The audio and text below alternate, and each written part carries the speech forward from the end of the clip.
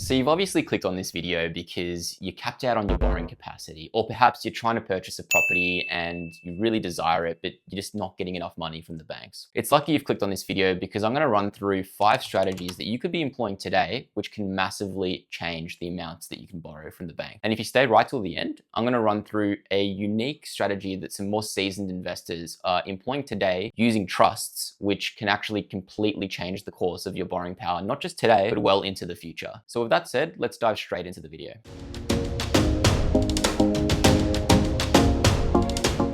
So it's important to understand how we've even got ourselves in this situation. And it's really a combination of 3 factors. So firstly, you've got interest rates. That's the obvious one. We've just gone through an environment in the last 12 to 18 months where the RBA has hiked interest rates 9 times. We've gone from a cash rate of 0.1% all the way to 4.35%. And obviously that's constrained borrowers' abilities to borrow more money. Now, you combine on top of that to the second factor, which is the buffer rate. And the buffer rate is effectively a sensitization that APRA, which is Australia's Prudential Regulatory Authority, requires banks and regulated financial institutions to place on top of your normal interest rate to almost sensitize you and say, hey, this borrower can afford this, but let's say the situation or the interest rate situation changes. We're going to sensitize that rate today, which might be 6.5% or 7%. We're going to sensitize it at 9 or 10%. So that buffer rate got increased a couple of years ago to 3%. And there's been discussion about whether that's going to change, whether they're going to reduce that, but I'll cover that in a separate video. Thirdly, APRA implemented guidelines back in 2017, which really constrained borrowers' abilities to get more capital. And it was really targeted at higher risky lending, but the result of that is that normal individuals are just not able to borrow as much money. You combine all of these 3 factors, and obviously your average Australian at the moment is just feeling a real pinch when it comes to how much they can get from their bank. So with that said, what can you really be doing about this right now? You can sit here and, really feel sorry for yourself, perhaps put off that purchase for 12, 18 months, but that isn't really a viable solution at the moment. If you want to achieve growth, you've got to be in the market. And to be in the market, you've got to be able to borrow more money. So it's almost like a catch-22. Now, before you even look at employing any strategies, what I would be doing first and foremost, speak to a broker. If you're one of those people that thinks that your bank, you're going to be loyal to them and they're going to be loyal to you,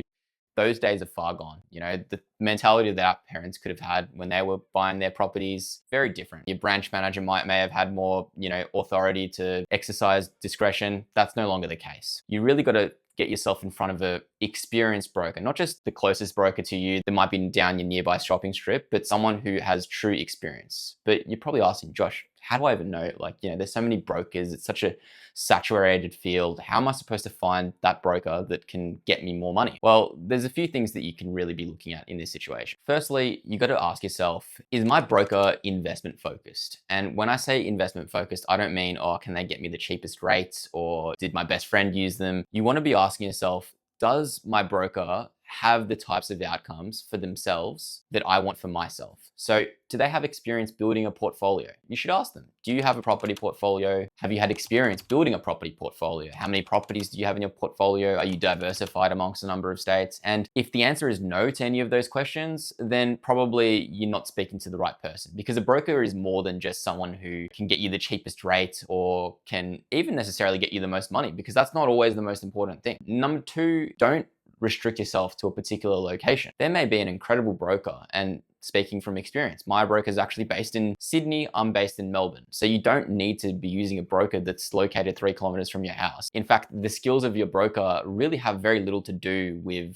where their location is within Australia. And if you need more help with actually finding yourself a good broker, feel free to DM me and I'll put you in contact with someone who is really experienced. Lastly, just make sure that your broker's got access to a large panel of lenders. And most of them do these days, but you'd be surprised how many have some lenders, but not all lenders. Obviously, they'll all have, the big 4 banks and perhaps the second tiers, but some of them might not have a lender that might be perfect for you, but for whatever reason, just isn't on their panel. So let's say you've got the perfect broker. What are the strategies?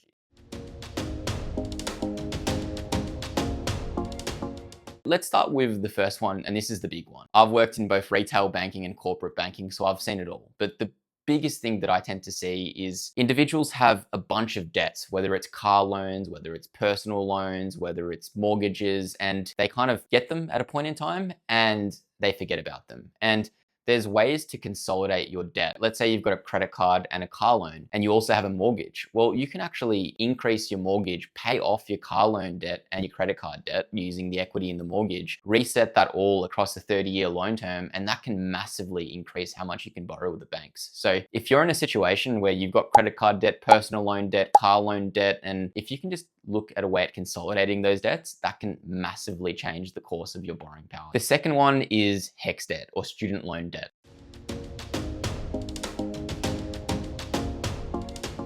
With this type of debt, it doesn't actually matter whether you have a $1 to your name or whether you have $200,000 to your name. It's actually looked at the same way. It's all dependent on your gross income. So if you've got a gross income of $100,000 a year, then the ATO effectively takes a percentage of your gross income, and that goes towards your debt. And that's irrespective of the size of the debt. If you're in a situation where you've got a debt left of $10,000, you've actually got to look at your situation and be like, hey, is it worth me using cash that I might have in my bank to pay out that debt? And for my most recent property purchase in WA, this is exactly what I did. I paid off my HECS debt, which was at around $30,000, $40,000. And that increased my borrowing power from $400,000 to $650,000, which is massive. I mean, that's more than 50% just through paying out my HECS debt. So that's something I would absolutely be looking at ASAP if you have a student loan debt. The third one, and I've kind of touched on this with your consolidation of your debt, but it's extending your loan terms.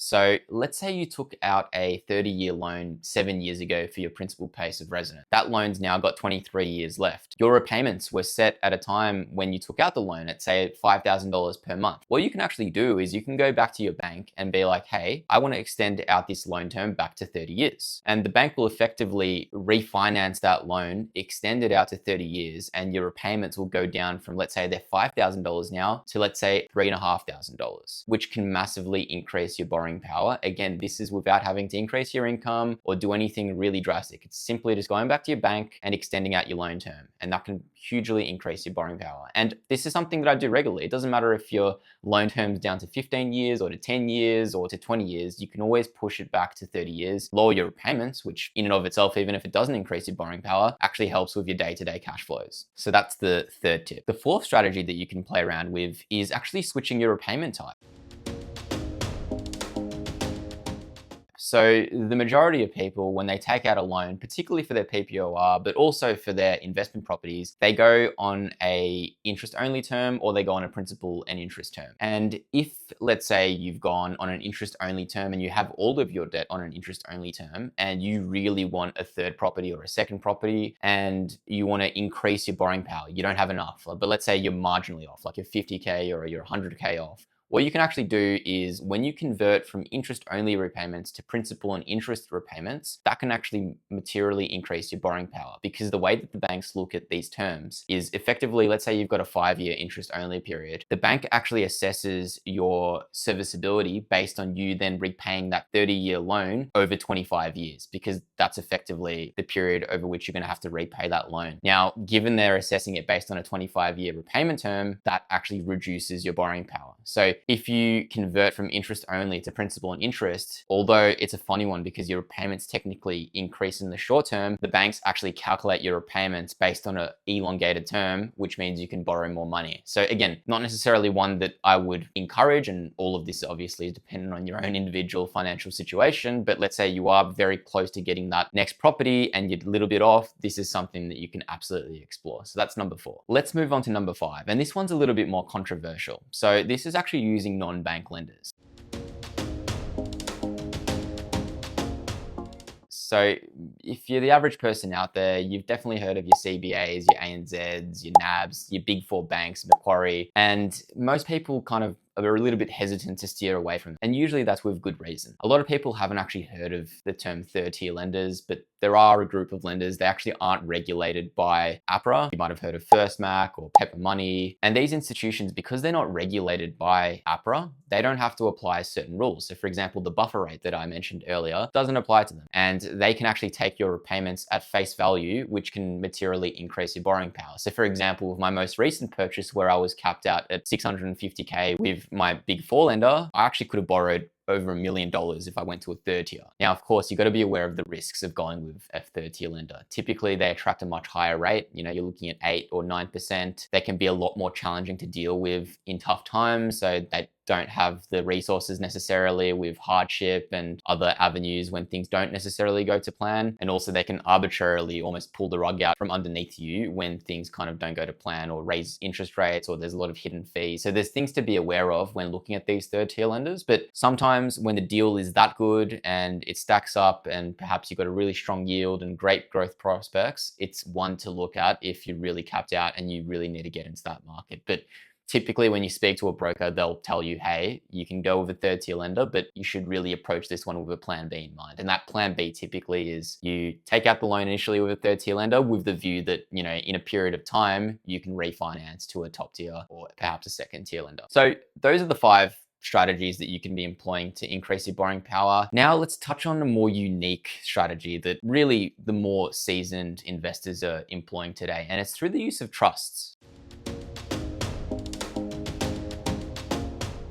So you've probably heard of the term family trust or discretionary trust, and effectively it's a different entity type to purchase in. Most common investors are purchasing using their own personal name, which is a perfectly fine strategy. But some investors who perhaps have a more aggressive risk appetite want to be able to acquire properties more aggressively. And when you purchase through a trust, there's actually some lenders out there who, if your property is what's called self-sufficient, which effectively means that the rental income covers all of the expenses, what some lenders will actually allow you to do is, with the use of an accountant's letter, actually ignore that particular debt from the lender's calculation of serviceability. And as you can understand, when you have, for example, a $500,000 debt tied to a property and the bank can simply ignore that from their serviceability calculations, that can materially increase your borrowing power. Now, it's a risky strategy for a couple of reasons. Firstly, it's very dependent on bank policy. So today, some banks are allowing this. In a year's time or in 2 years' time, they may prohibit that. Secondly, it relies on you buying often positively yielding properties, which in the current environment are far and few between. When rates are 6.5%, I don't know about you, but I'm definitely not seeing that many properties that are yielding that high. And if they are, then oftentimes, not always, but oftentimes, it comes at the cost of capital growth. So again, a few things to keep in mind with this strategy, but if you feel like you're a more aggressive type of investor and you want to get into this 100 miles per hour, then that's something that you should absolutely look at in further details. Again, all of this is subject to your own financial situation, and please speak to an accountant or a financial advisor before deciding on going down that path. So there you have it. Hopefully you've learned something in this video,